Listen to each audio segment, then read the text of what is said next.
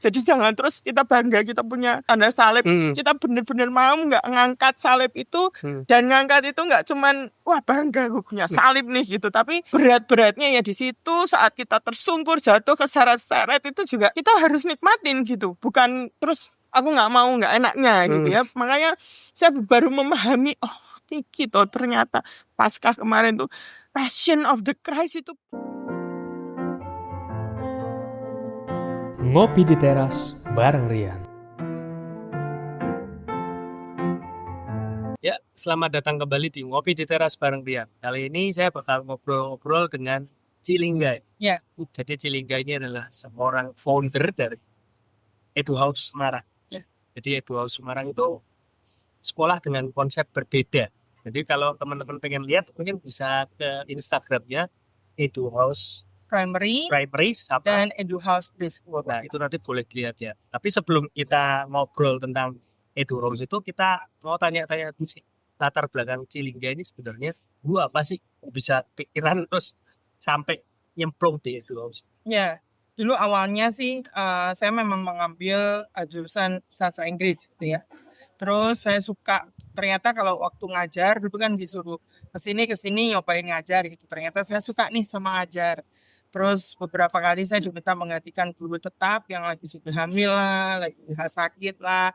Terus kok asik ya ketemu sama anak-anak itu SMA. Terus saya coba nih jadi guru gitu. Karena memang sastra Inggris waktu itu memang bukan kependidikan, memang harus ada kesetaraan, bukan penyetaraan. Saya ambil akta 4. Terus ambil S2 lagi kependidikan bahasa Inggris, itu memang sudah spesifik. Nah, sempat jadi dosen juga part time ya di satu Universitas Semarang. Terus sempat ngajar di SMA, part time juga. Pokoknya macam-macam. Plus waktu itu saya pernah sempat dari Jakarta balik buka bimbel gitu istilahnya kursus bahasa Inggris 2008 waktu itu. Jadi Edu House ini sebetulnya sudah ada dari 2008. Nah, dari 2008 itu istilahnya berjalan. Terus habis itu saya married nih 2013, 2014 punya anak. 2014 punya anak itu belum kepikiran tuh masih. Tapi kita sudah resah bahwa kok pendidikan gini banget sih gitu. Maksudnya sudah bayar mahal di sekolah, anak masih perlu les. Gitu kan. Berarti terus berawal dari keresahan itu. Ya, dulu nanti anakku gimana ya kan gitu. Kayaknya bisa nggak ya gitu. Dan kita kan juga tanya-tanya, terus sering sounding juga. Wah kok biaya pendidikan ternyata mahal juga nih. Ya waktu itu buat kami maksudnya saya tidak mendiskreditkan atau bagaimana. Tapi buat kami cukup, aduh bisa nggak ya gitu ya. Maksudnya nanti ya kalau anaknya cuma 1 nih, ternyata emang sih punyanya 4 gitu kan ya. Wah gimana, waktu itu memang belum punya anak gitu ya, jadi belum kepikiran. Kemudian anak saya sudah mulai umur 1 tahun, nyoba-nyoba sekolah. Sebetulnya, terus itu jadi refleksi kami, saya dan suami, sebetulnya nih kita mau apa nih sebetulnya, anak ini mau dibawa kemana gitu ya. Kita sebagai orang tua yang dititipi anak ini, sebetulnya mau dibawa kemana gitu, anaknya gitu. Terus kita harus apa gitu kan. Sekolah yang seperti apa yang bisa memfasilitasi visi misi ini gitu misalnya. Kita mencari, enggak deh, kita coba deh. Kayaknya saya enggak siap kalau nanti dia pulang sekolah sampai sore, terus masih harus les sampai sore, sampai malam, terus habis itu ketemu kita kayaknya cuma sebentar doang gitu. Wah, bisa nggak ya gitu? Dan lain sebagainya. Ini udah overthinking dulu kan. Udah overthinking. Padahal anak baru setahun waktu itu anak baru setahun udah overthinking. Terus sebetulnya kalau misalnya anak kecil itu harusnya diajarin apa ya gitu.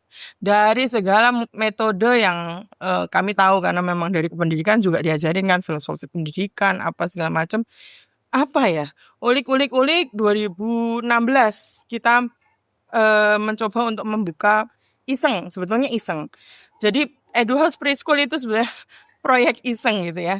Isengnya bukan terus kita nggak sungguh-sungguh gitu ya, tapi kita tidak punya ekspektasi khusus. Wah, pokoknya kalau buka ini harus balik modal, harus ya berapa Berarti lebih murid. ke tadinya yang penting coba dulu gitu. Ya, coba dulu karena kita juga mau memfasilitasi anak Yang penting kita. anaknya dulu. Ya, betul. Oh, ternyata ada temen nih yang mau coba. Ya, nggak apa-apa. Pada perjalanannya, walaupun teman itu tidak terus sampai sekarang, begitu. Maksudnya tidak ikut di Eduhouse sampai sekarang. Toh kita sudah pernah istilahnya istilahnya berinteraksi, pernah dipercaya. Kami sudah bersyukur sekali saat itu sudah ini gitu ya. Dan angkatan pertama ini 2016 menjadi cikal bakal Eduhouse Primary SD gitu. Nah, saat itu kami juga belum menentukan filosofinya pakai apa, kan banyak ya, ada Montessori, ada apa macam-macam. Ada pendidikan holistik yang tulisannya macam-macam. Itu saya juga riset gitu ya, maksudnya yang mana ya gitu kan. Terus 2017 saya dan suami mulai berkenalan dengan metode Charlotte Mason. Nah, itu awal mula kami bertemu dengan Ibu Ellen Christie sebagai istilahnya yang menyebarkan ya tanda kutip filosofi Charlotte Mason bersama kawan-kawan juga. Sebetulnya ada beberapa teman-teman yang sudah senior yang memang sudah melakukan pendidikan Charlotte Mason, sudah mempraktekkan nilai-nilai Charlotte Mason di dalam keluarga. Mereka sudah duluan karena anaknya juga sudah gede waktu itu, maksudnya sudah mulai ini lebih tua daripada anak saya mulai. Dan saya tergabung di dalam istilahnya komunitas Edumamis waktu itu bersama Bu Rina Chung waktu itu yang pendirinya. Nah, dari situ ketemulah teman-teman ibu-ibu ini yang juga memiliki keresahan serupa gitu loh, mencari sebetulnya apa nih gitu. Aku nggak mau loh. Jadi ini beberapa ibu-ibu ini cukup banyak yang idealis. Dan sampai gitu. sekarang itu kayaknya masih banyak keresahan seperti itu. Betul. Tapi masih bingung kemana Ji? Ya, betul. Nah, dari 2017 kami berkenalan dengan Charlotte Mason. Terus kami baru tahu ada yang namanya homeschooling. Sebetulnya suami sudah tahu sih. Suami sebelumnya Cuman sudah sekedar tahu ya. Cuma sekedar tahu, sayangnya di soundingnya kurang gigih menyounding saya itu kurang gigih gitu. Telat gitu aja. Telat. Agak Jadi telat. wah, tahu gini kita nggak usah bikin sekolah kan gitu kan. Cuman nah ini saya tuh sempet ada satu masa di mana saya tuh bertanya-tanya, Tuhan tuh mau apa sama saya gitu. Kan kita istilahnya hidup ini kan nggak mungkin nggak ada tujuannya gitu. Saya tuh kok kayak istilahnya dari SMA saya kayak IPA disuruh jadi dokter tuh sama papa saya nggak mau gitu. Terus kenapa kok saya ambil bahasa sampai ngeyel, harusnya bisa masuk IPS tapi ngeyel bahasa gitu ya. Terus sampai ke satu masa di mana iya ya kok bisa ya, maksudnya Eduhouse gitu. Even saat pandemi les-lesan tuh kan drop. Banyak yang drop. 90% kami drop. Karena nggak bisa sustain, betul. Offline. Ya, kami juga udah online segala macam itu istilahnya kami sampai 90% drop.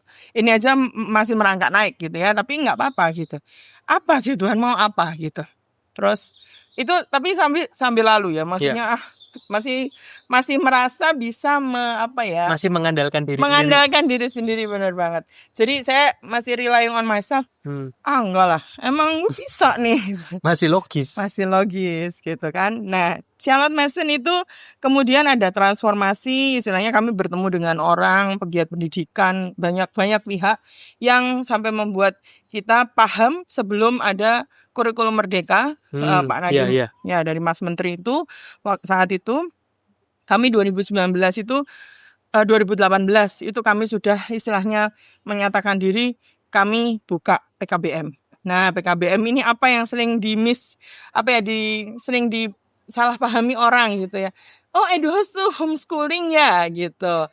Oh, ini sama ya, ini buka homeschooling ya. Jadi sebetulnya homeschooling itu kalau didefinisikan ya pendidikan berbasis keluarga gitu ya. Jadi memang keluarganya yang mengadakan pendidikan itu, tanda kutip gitu ya. Mengadakan bagaimana? Mengadakan istilahnya dia yang menjadi kepala sekolah gitu. Aktif ya. Aktif, jadi memegang peran penting. Nah, kodanya itu ya orang tuanya begitu.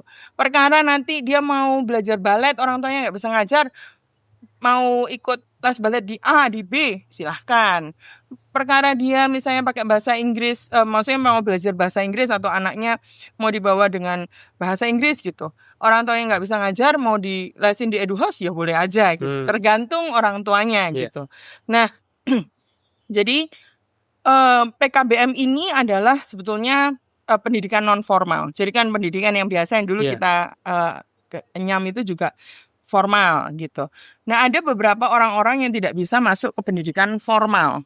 Jadi masuknya ke pendidikan non formal. Contoh anak-anak yang mungkin prestasi begitu ya, istilahnya kejar prestasi, misalnya Kayak atlet atau mungkin artis. Ya, itu kan artis, mungkin atlet. syutingnya Iya, betul. padat, Jadwalnya dia nggak bisa lah ya. izin-izin terus pasti dimarahin dong gitu. Kayak dulu kita kuliah kan 75% kehadiran tuh misalnya. Oh, boleh izin 3 kali. Nah, sebenarnya formal juga ada peraturan-peraturan seperti itu. Jadi ada hal yang istilahnya syarat-syarat itu mungkin tidak bisa diikutin gitu, atau mungkin jarak dia pindah-pindah kan, pindah sekolah itu kan juga bayar mungkin ya dari Yang sisi mobile orang itu tua, ya. betul. Nah, itu kan berarti dia butuh fleksibilitas. Nah, bagaimana nih non formal ini bisa membantu yang tidak bisa masuk ke formal. Makanya ada non formal. Nah, kalau teman-teman homeschooling yang orang tuanya harus menjadi nahkoda tadi kan nggak mungkin ngeluarin rapot sendiri gitu ya kan. Nggak bisa dong. Jadi misalnya Pak Rian mau bikin, saya mau urusin pendidikan anak saya yang keluarin rapotnya nggak boleh. Jadi memang harus ada legalitas. Nah, PKBM ini yang memungkinkan legalitas itu terjadi. Jadi teman-teman yang homeschooling pasti menginduk ke PKBM supaya bisa tercatat bahwa anaknya ini bukan anak putus sekolah. Kalau secara negara seperti itu. Jadi memang diakui lah ya. Betul. Jadi memang ada legalitas yang ini. Jadi nanti misalnya tiba-tiba dia mau masuk ke formal, bisa aja langsung. sebetulnya. Bisa. Jadi seperti pindah sekolah begitu. Nah, itu. Jadi dari iseng ketemu kayaknya tuh batu-batunya itu sudah nih. Kayaknya udah siap semua gitu ya. Disiapkan. Ya, tapi ya tinggal waktu itu tuh saya tuh tinggal mau apa enggak kan gitu ya. Kan kita punya pilihan untuk itu. Jadi kita ada pilihan kita mau mengikuti itu atau enggak gitu. Jadi ternyata mau gitu. Jadi si Lingga waktu itu memang merasa kalau ini memang kayaknya panggilan dari Tuhan, tapi kayak masih diri sendiri. Ya, masih sombong. Pertama kali Cilingga mungkin mulai pertama kali menyadari kalau ini memang purpose of God ya. Jadi kayak tujuan dari Tuhan itu kapan kira-kira? Baru di 2022 kemarin. Wow, masih fresh. Masih fresh from the oven. Jadi 2022 ya memang kami ada pengalaman yang tidak mengenakan gitu ya namanya. Tapi saya tidak akan cerita istilahnya bahwa saya dibohongi, saya jadi korban.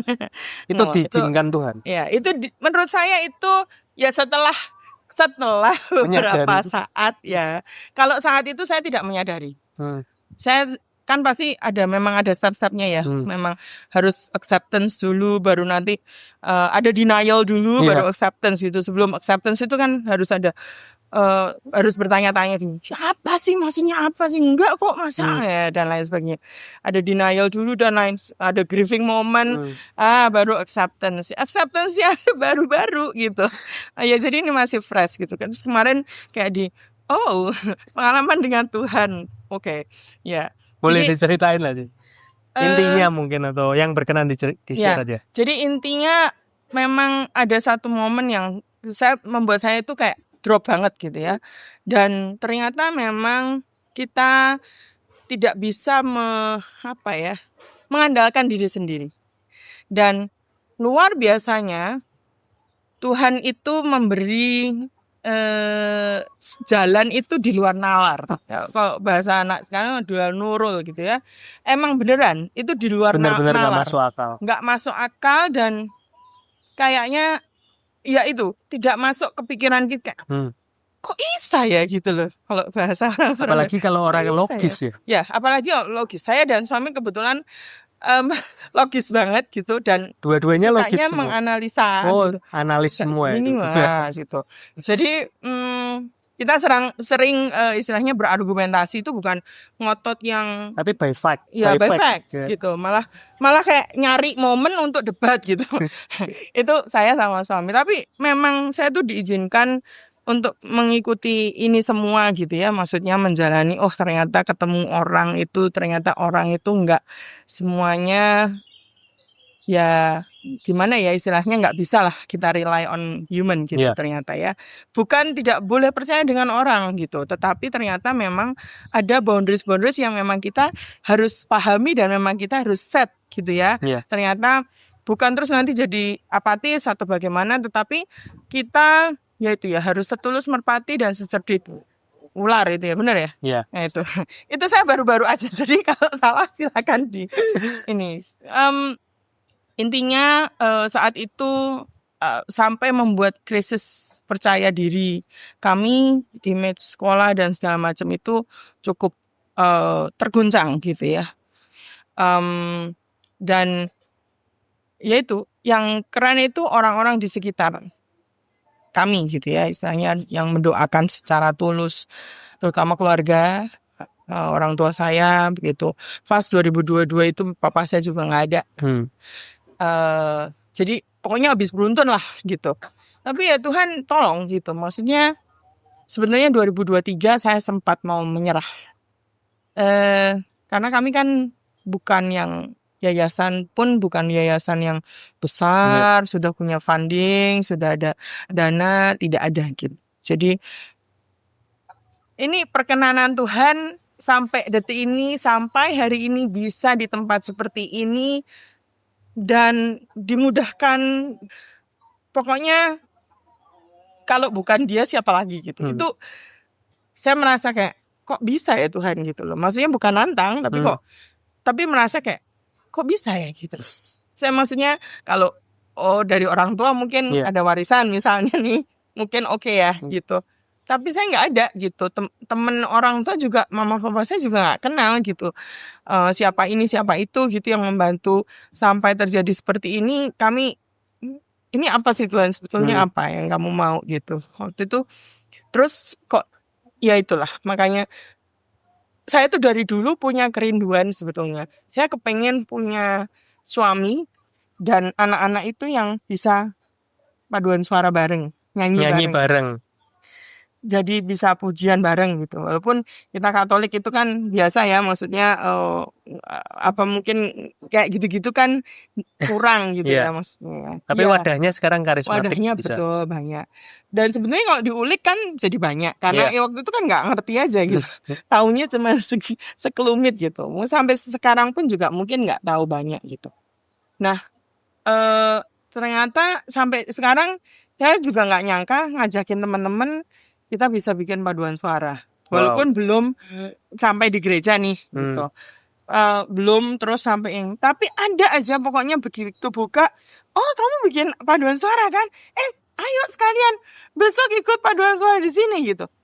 Oh oke gitu. Jadi dua sini juga sama gitu. Kamu kan ini kan, ya udah anaknya disuruh ini aja, bisa nggak bantuin kita begini-begini? Jadi banyak rekomendasi. Exactly. Dan itu semua dari Tuhan. Buat saya iya, kalau ya memang manusia yang ini ya, tapi kalau nggak ada ini ya nggak tahu gitu loh maksudnya. Terus ya 2019 kami menempati tempat ini, habis itu COVID. Ya benar. Baru setahun ya berarti 2019 ke 2020. Oh kurang. Jadi September kami baru masuk. Oh pertengahan. Udah hampir akhir bulan lockdown. Itu. Betul kan? Wow. Dan itu saya hamil besar Maret. Terus pokoknya luar biasa nggak tahu. Dan itu kita langsung tutup semua kan. Itu kayak nggak tahu lah. Kita kayak dimudahkan, benar-benar dimudahkan menjalani pandemi itu, malah anaknya nambah. Gitu loh. Jadi kayak ini apa sih Tuhan? Mau apa sih? Bener-bener gak masuk akal. Berarti maksudnya waktu pandemi drop semua, tapi muridnya justru bertambah saat pas pandemi. Tapi kan memang ada biaya-biaya yang memang tidak kita caskan ya Iya. dalam arti itu ya. Dan guru-guru pun juga kami tetap bisa membayar guru-guru gitu loh, istilahnya Tuhan. enggak yang ya maksudnya enggak yang terus 50% dipotong gitu tuh enggak. Ya ada potongan itu kecil lah, dan itu kita gantikan untuk biaya wifi waktu itu Wow. ke guru-guru. Jadi kayak kok bisa ya? Ya itulah. Tiap bulan dari bulan ke bulan itu kami cuman hidup ini ada hal yang kami itu ya hidupnya ya pakai iman gitu. Wah, ini kurang Tuhan, iya ya gitu. Ini terus gimana ya? Jadi kayak setelah Cilingga tadi dapat kesadaran itu ya, ada nggak sih satu peristiwa yang Cilingga yakini itu benar-benar miracle ceritanya? Boleh, yang paling terkesan aja kan nggak mungkin sih. Ya. Kayak ada peristiwa, boleh diceritain. Jadi ya itu. Apapun Karena, boleh. memang ada oknum begitu ya. Yeah. Ada oknum yang sempat yang tadi saya cerita itu saya tidak menjelaskan ke misalnya sampai konferensi pers ini ya saya nyatakan bahwa taruh di Instagram. Saya cuman waktu itu bilang sama ya maksudnya berdoa gitu. Kuasa apapun yang ada di dalam sini yang bukan dari Engkau Tuhan yang patahkan, dan misalnya ada istilahnya hal-hal yang memang bukan dari Engkau Tuhan yang bersihkan, dan kalau sampai istilahnya sampai mengancam ini Tuhan tahu Tuhan ini dia sedang berhadapan dengan Engkau bukan dengan saya, bukan dengan yang lain gitu. Jadi ada hal-hal yang saya nggak perlu harus menjelaskan gitu ya ke semua orang bahwa wah ini orang nih ngerti kan gatal itu tuh tetap ada gitu loh, maksudnya aduh pengennya mulut ini nih ngomong enggak kok kayak begitu gitu, itu salah gitu. Saya diem tuh dalam arti ya saya diem. Ada beberapa orang yang istilahnya yang dekat dengan saya memang tahu begitu, tetapi saya tidak sampai ke khalayak umum, saya tidak menghasut pun. Kalau memang saya cuma waktu itu bilang begini, kalau memang kalian lebih percaya sama dia, ya sudah, saya tidak akan meyakinkan apapun dengan. Tapi ingat, aku juga bukan orang yang perfect gitu loh, maksudnya saya tetap orang berdosa gitu ya, maksudnya bukan orang yang sudah bersih, sudah benar jalannya, cara saya sudah benar, enggak gitu. Saya juga istilahnya banyaklah kekurangan saya, mungkin saya caranya ngomong nggak pas dan lain sebagainya, itu pasti ada gitu. Tetapi sekali lagi untuk hal kejujuran dan integritas paling enggak saya tetap bisa dipercaya gitu. Istilahnya saya nggak pernah istilahnya mau niat bohongin orang, mau niat terus kita pura-pura jualan gitu maksudnya, tapi ternyata yang praktek di dalamnya nggak benar gitu. Saya nggak ada niat ke sana sih, toh anak saya juga di sini gitu ya. Istilahnya saya yang saya pertaruhkan juga bukan cuman saya mau cari duit gitu gampang gitu. Tapi sudahlah, Tuhan atur, sini sedang berhadapan dengan Engkau Tuhan, pokoknya ini. Dan terus wah itu pokoknya cukup ini, tapi Tuhan memang beri kekuatan gitu ya, maksudnya sampai ada satu masa itu orang itu ya udah paham sendiri gitu.